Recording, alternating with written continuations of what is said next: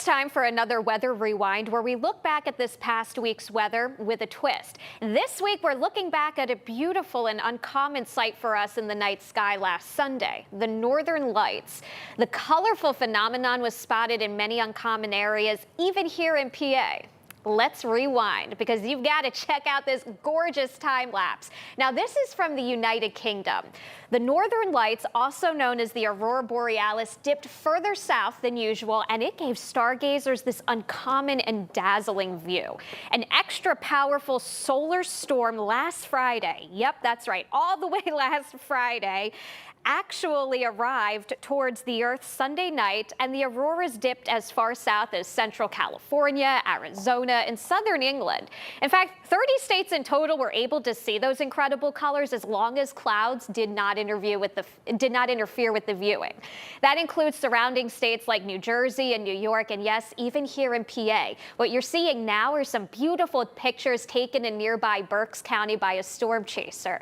This is something that only happens about 100 times in 11 years. But what causes the Northern Lights, and why was it able to stretch so far last Sunday?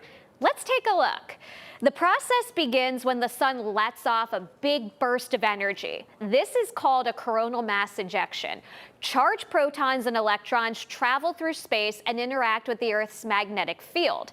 They follow the magnetic field and are able to enter the Earth's atmosphere where it's the weakest, and that's at the poles. That's why the Northern Lights generally favor your polar regions. The electrons collide and interact with various particles in the atmosphere to create the beautiful colors. These colors are determined by height and by the type of molecule. And this, I think, is the most interesting part here. Oxygen molecules above 200 kilometers help create red auroras. Nitrogen molecules between 100 to 200 kilometers create blue auroras. And oxygen between 100 to 200 kilometers, your green auroras. And of course, below 100 kilometers, nitrogen molecules can help make pink auroras.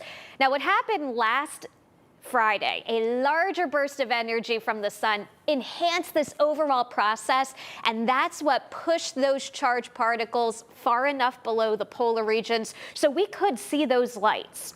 Stay tuned for all the whys behind the weather wonders that capture our attention each week.